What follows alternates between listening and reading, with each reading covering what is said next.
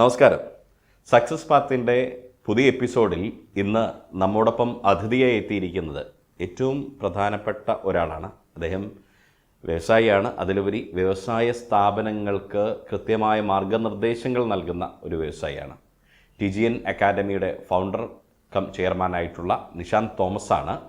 അദ്ദേഹത്തോട് ഒരുപാട് ചോദ്യങ്ങൾ ചോദിക്കാനുണ്ട്, അറിയാനുണ്ട്. അതിലുപരി ഒരു ബിസിനസ് സംരംഭം തുടങ്ങുമ്പോൾ എന്തൊക്കെ ശ്രദ്ധിക്കണം തുടങ്ങിയ കാര്യങ്ങൾ അദ്ദേഹം കൃത്യമായി ഇന്ന് നമ്മുടെ കേരള വിഷൻ ന്യൂസിന് വേണ്ടി പ്രേക്ഷകർക്ക് മുൻപിൽ എത്തുകയാണ്. നമസ്കാരം.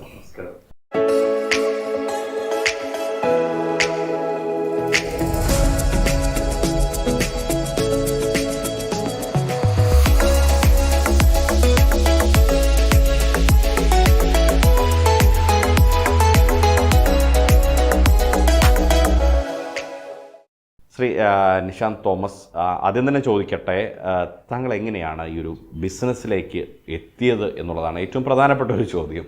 എല്ലാവർക്കും നമസ്കാരം. ഞാൻ ഈ ജ്വല്ലറി ഫീൽഡിലോട്ട് വരുന്നത് 2006 എന്നെ ജ്വല്ലറി ഫീൽഡിലോട്ട് കൊണ്ടുവരുന്നത് ബോബി ചെമ്മന്നൂർ എന്ന് പറയുന്ന വ്യക്തിയാണ്. എൻ്റെ കോബ്രദറാണ്. പുള്ളിയാണ് എൻ്റെ വീട് ശരിക്കും കുറ്റ്യാടിയാണ്. കുറ്റ്യാടിയിൽ ചെമ്മന്നൂർ ജ്വല്ലറി തുടങ്ങിയപ്പോൾ അതിൻ്റെ ഒരു ഡയറക്ടറായിട്ട് എന്നെ അങ്ങോട്ട് ക്ഷണിക്കുകയും അതിൻ്റെ ഡയറക്ടറായി ഞാൻ ഏകദേശം 2013 വരെ ചെമ്മന്നൂരിലുണ്ടായിരുന്നു.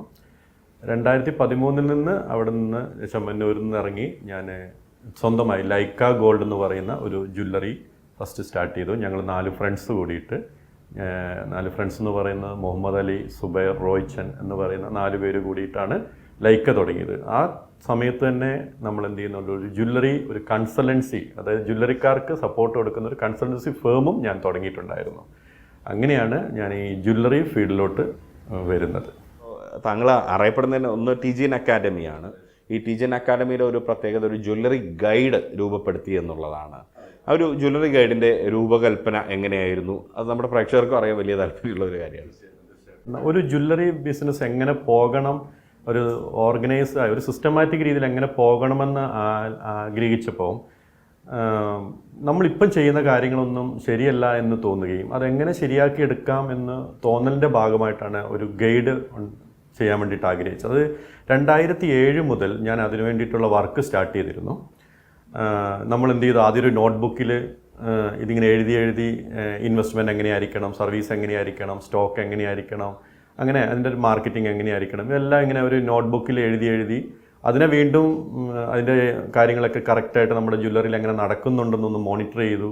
അതിൻ്റെ അകത്ത് മാറ്റങ്ങൾ വരുത്തി. അങ്ങനെ ഏകദേശം ഒരു 8 വർഷം എടുത്തിട്ടാണ് ഈ ജ്വല്ലറി ഗൈഡ് ഞാൻ എന്ത് ചെയ്തത്, പുറത്തോട്ട് ഇറക്കിയത്. അത് ഒരു പ്രാക്ടിക്കലായിട്ടുള്ള ഒരു ബുക്കാണ്. അത് ശരിക്കും ഒരു ജ്വല്ലറി നടത്തുന്ന ഒരാൾക്ക് ആ ബുക്ക് വെച്ചിട്ട് രാവിലെ ഓപ്പണിംഗ് മുതൽ ക്ലോസിംഗ് വരെ അയാൾക്ക് എല്ലാ കാര്യങ്ങളും കൃത്യമായിട്ട് ആ ബുക്ക് നോക്കി ചെയ്യാൻ പറ്റുന്ന രീതിയിലോട്ടുള്ളൊരു ഗൈഡായിട്ടാണ് ഞങ്ങൾ ഇറക്കിയിരിക്കുന്നത്. ഈ ജ്വല്ലറി ഗൈഡിന് എനിക്ക് ഇന്ത്യ ഗവൺമെൻറ്റിൻ്റെ കോപ്പിറൈറ്റ് അംഗീകാരം കിട്ടിയിട്ടുണ്ട്. ആ അംഗീകാരത്തിൻ്റെ സർട്ടിഫിക്കറ്റാണ് ഇത്.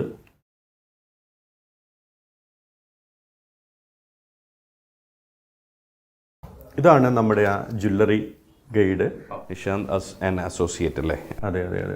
ഇത് ഒരു 10-12 വർഷത്തെ തയ്യാറെടുപ്പാണ് ഈ ഒരു പുസ്തകം ഞാനിങ്ങനെ ആക്കിയെടുക്കാൻ വേണ്ടിയിട്ട് ചെയ്തത്.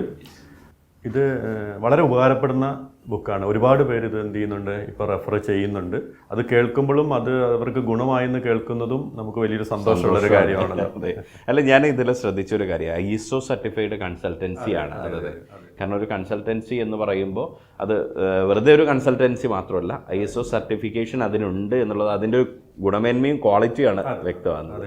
ഒരു ജ്വല്ലറി വ്യവസായത്തിന് വേണ്ടി മാത്രം ഒരു അക്കാഡമി തുടങ്ങുക എന്നത് അതിൻ്റെ ഒരു ഉദ്ദേശം എന്തായിരുന്നു? ജ്വല്ലറി മേഖലയിൽ ഞാൻ പഠിച്ചു വെച്ച മനസ്സിലാക്കിയൊരു കാര്യം, വിജയിപ്പിച്ച ഒരു കാര്യം മറ്റുള്ളവർക്ക് കൂടെ ഷെയർ ചെയ്യുക എന്നുള്ളതായിരുന്നു എൻ്റെ ഈ അക്കാദമി കൊണ്ടുള്ള മെയിൻ ഉദ്ദേശം. ഈ ജ്വല്ലറിയിൽ മാത്രം ഫോക്കസ് ചെയ്യാനുള്ളൊരു കാരണം എന്ന് പറയുന്നത്, ജ്വല്ലറി ഒരു ബിസിനസ് എന്ന് പറയുന്നത് ഇപ്പോൾ കേരളത്തിൽ തന്നെ ഏകദേശം ഞങ്ങൾ മനസ്സിലാക്കുന്ന പ്രകാരം ഒരു 15,000-ഓളം ജ്വല്ലറികളുണ്ട്, ഒരു 12,000 ഹോൾസെയിലേഴ്സ് ഉണ്ട്, 1,00,000-അടുത്തോളം ഇതിനു വേണ്ടി ജോലി ചെയ്യുന്ന ഗോൾഡ് മേക്ക് ചെയ്യുന്ന ആൾക്കാരുണ്ട്. ഈ 15,000 ജ്വല്ലറികൾക്കുള്ളിൽ തന്നെ ലക്ഷക്കണക്കിന് ആൾക്കാർ ജോലി ചെയ്യുന്നുണ്ട്. ജോലി ചെയ്യുക എന്ന് പറയുന്നത് കൂടുതൽ യുവാക്കളാണ്, പഠിച്ചിറങ്ങി വരുന്ന യുവാക്കളാണ് ഇതിനകത്തോട്ട് ജോലി ചെയ്യാൻ വരുന്നത്. പക്ഷേ ഈ മേഖല ഗവൺമെൻറ് ഒരുപാട് ഇൻകം കൊടുക്കുന്നൊരു മേഖലയാണ്. ഒരുപാട് ബിസിനസ്സുകാർ ഹ്യൂജ് പൈസ ഇൻവെസ്റ്റ് ചെയ്തൊരു മേഖലയാണ്. ഇവിടെ ഒരു എന്താ പറയുക, ഒരു സിസ്റ്റമാറ്റിക് രീതിയിലുള്ളൊരു ബിസിനസ് പോകണമെന്ന് ആഗ്രഹിക്കുന്നതുകൊണ്ടാണ് ഈ അക്കാദമി, ജ്വല്ലറിക്ക് വേണ്ടി മാത്രം സ്പെഷ്യലായിട്ട് ഇങ്ങനെ ഒരു അക്കാദമി തുടങ്ങിയത്. നമ്മുടെ നാട്ടിൽ ഒരു വ്യവസായം നടന്നു പോകണമെങ്കിൽ എല്ലാവരും ആ വ്യവസായത്തിൽ എല്ലാവരും നല്ല രീതിയിൽ എന്ത് ചെയ്യണം, ബിസിനസ് ചെയ്യണം. ഇപ്പം എക്സാമ്പിൾ പറഞ്ഞാൽ 2000 5% ഉണ്ടായിരുന്നുള്ളൂ ഓർഗനൈസ്ഡ് ജ്വല്ലറി, 95% അൺഓർഗനൈസ്ഡ് ജ്വല്ലറികളായിരുന്നു. ഇപ്പോൾ ഈ 2025 ആയപ്പോഴേക്കും 40% ഓർഗനൈസും 60% അൺഓർഗനൈസ്ഡ് ജ്വല്ലറി. ഈ അൺഓർഗനൈസ്ഡ് എന്ന് പറയുന്നത് ഒരു വ്യക്തി സ്വന്തമായി നടത്തുന്ന സ്ഥാപനമാണ് കേട്ടോ ഉദ്ദേശിക്കുന്നത്. അതായത് സാധാരണ ആൾക്കാർക്ക് ഈ ബിസിനസ്സിൽ പിടിച്ചു നിൽക്കാൻ പറ്റാത്തൊരവസ്ഥയിലോട്ട് ഇപ്പം ജ്വല്ലറി ബിസിനസ് വരികയാണ്. അതായത് വലിയ വലിയ കമ്പനികൾക്ക് മാത്രമേ ജ്വല്ലറി ബിസിനസ്സിൽ മുന്നോട്ട് പോകാൻ സാധിക്കുന്നുള്ളൊരവസ്ഥയിലോട്ട് വന്നു. അപ്പം ഇങ്ങനെ പോയി കഴിഞ്ഞു കഴിഞ്ഞാൽ ഈ ചെറുകിട കച്ചവടക്കാരെല്ലാം അടയ്ക്കേണ്ട ഒരു അവസ്ഥയിലോട്ടാണ് വരുന്നത്. അതൊരു നമ്മുടെ നാട്ടിൽ വലിയൊരു ബുദ്ധിമുട്ടുണ്ടാവും. അപ്പം അതുകൊണ്ട് എന്താ വെച്ചാൽ ഇങ്ങനെ അവർക്കും കൂടെ ഒരു ട്രെയിനിങ് കൊടുക്കുക എന്നതാണ് ഇതിൻ്റെ മെയിൻ ഉദ്ദേശം. ട്രേഡ് സീക്രട്ട് ആക്കി വെക്കേണ്ട ഒരു കാര്യം, അല്ലെങ്കിൽ ഈ ബിസിനസ് സീക്രട്ട് അതിങ്ങനെ പബ്ലിക്കായി പറഞ്ഞു കൊടുക്കുമ്പം അങ്ങനെ എന്തെങ്കിലും ആശങ്കകളോ അങ്ങനെയല്ല, അതിൻ്റെ ഒരു ലക്ഷ്യം എന്താണ് ശരിക്കും യഥാർത്ഥത്തിൽ ഇങ്ങനെ ഇത് പബ്ലിക്കായി പറഞ്ഞു കൊടുക്കാം എന്ന് ഉദ്ദേശിച്ചതിന് പിന്നിലൊരു ലക്ഷ്യമുണ്ടല്ലോ, അതെന്താണ്? ബിസിനസ്സിൽ ട്രേഡ് സീക്രട്ട് എന്ന് പറയുന്നത് എല്ലാവർക്കും ഉണ്ടാവുമെങ്കിലും പക്ഷേ ഇത് ഞാൻ പറഞ്ഞു കൊടുക്കുന്നതിൻ്റെ ഉദ്ദേശം എന്ന് പറയുന്നത്, ഇന്ന് ജ്വല്ലറി ബിസിനസ്സിൽ നടക്കുന്ന മത്സരം ഹെൽത്തി കോമ്പറ്റീഷൻ അല്ല. അതായത് ഒരാളെ പരാജയപ്പെടുത്തിക്കൊണ്ടാണ് മറ്റൊരാൾ ബിസിനസ് ചെയ്യുന്നത്. അതായത് ആ പരാജയപ്പെടുത്തുന്ന ആൾക്ക് ലാഭമില്ല, ഇത് പരാജയപ്പെടുത്താൻ ശ്രമിക്കുന്ന ആൾക്കും ലാഭമില്ലാത്തൊരു രീതിയിലാണ് ബിസിനസ് ചെയ്യുന്നത്. അതെന്തുകൊണ്ടാണെന്ന് വെച്ചാൽ എനിക്ക് തോന്നുന്നു, മനസ്സിലാകുന്നത് അറിവില്ലാത്തതുകൊണ്ടാണെന്നാണ് ഞാൻ മനസ്സിലാക്കുന്നത്. ശരിക്കും നമുക്കൊരു ബിസിനസ്സിൽ ലാഭം ഉണ്ടാവണം, ലാഭം എടുത്താൽ മാത്രമേ ഇത് മുന്നോട്ട് പോവുള്ളൂ. അപ്പോൾ എങ്ങനെ ഒരു ബിസിനസ്സിൽ മാന്യമായ ഒരു ലാഭം ഉണ്ടാക്കാം, അത് എങ്ങനെയാണ് അത് വിൽക്കേണ്ടത്, എങ്ങനെയാണ് ആ ഇൻവെസ്റ്റ്മെൻറ്റിനെ കാത്തു സൂക്ഷിക്കേണ്ടത് എന്ന് പറയുന്ന ഒരു കാര്യങ്ങളൊക്കെ നമ്മൾ മറ്റുള്ളവർക്ക് പറഞ്ഞു കൊടുക്കുമ്പം അവരും എന്ത് ചെയ്യും, ആ രീതിയിൽ ചെയ്യാൻ ശ്രമിക്കുമ്പോൾ നാട്ടിൽ നല്ലൊരു ബിസിനസ് സംസ്കാരം ജ്വല്ലറി മേഖലയിൽ വരും എന്നുള്ളൊരു വിശ്വാസം കൊണ്ടാണ്. ഇപ്പം ഞങ്ങളുടെ ഈ ട്രെയിനിങ്ങിൽ പങ്കെടുക്കുന്ന ആൾക്കാരെല്ലാം ഞങ്ങൾ പറയുന്ന കാര്യത്തിനോട് യോജിച്ച് വരുന്നതായിട്ട് ഞങ്ങൾ കാണുന്നുണ്ട്. ഇത് നേരത്തെ തുടങ്ങേണ്ടതായിരുന്നു എന്ന് പറയുന്ന ഒരു സംസാരം പല ഭാഗത്തു നിന്നും കേൾക്കുന്നുണ്ട്. അത് കേൾക്കുമ്പോൾ സന്തോഷമാണ്. സ്വാഭാവികമായിട്ടും ഇങ്ങനെ ഈ മനസ്സിലാക്കലുകളുടെ ഭാഗമായിട്ട് ഒരു 11 തൂണുകളുണ്ട് നമ്മുടെ മലയാളം പറഞ്ഞു കഴിഞ്ഞാൽ. സാറിൻ്റെ ആ ഒരു കണ്ടെത്തലിൻ്റെ അല്ലെങ്കിൽ ആ ഒരു സംവിധാനത്തിൻ്റെ പേര്, ആ ഗൈഡിന് സാറ് നൽകിയ പേരെന്ന് പറയുന്നത് 11 പില്ലേഴ്സ് ഓഫ് ജ്വല്ലറി ബിസിനസ് എന്നുള്ളതാണ്. അത് ആ ജ്വല്ലറി ബിസിനസ് രംഗത്തുള്ള 11 തൂണുകൾ, അത് എന്താണ്, അതിൻ്റെ പ്രാധാന്യം എന്താണ് ആ രഹസ്യം എന്നുള്ളത് അത് അറിയാൻ ഏറ്റവും കൂടുതൽ താല്പര്യം നമ്മുടെ പ്രേക്ഷകർക്ക് മാത്രമല്ല, ഈ ജ്വല്ലറി ബിസിനസ് രംഗത്തുള്ള ഒരുപാട് ആളുകൾ ഇത് കാണുമ്പോൾ സ്വാഭാവികമായിട്ടും അവർക്കത് അറിയാൻ താല്പര്യമുണ്ടാകും. അതെന്താണ് സാർ അതുകൊണ്ട് ഉദ്ദേശിക്കുന്നത്, അതിൻ്റെ പ്രാധാന്യം എന്താണെന്നുള്ളതാണ്.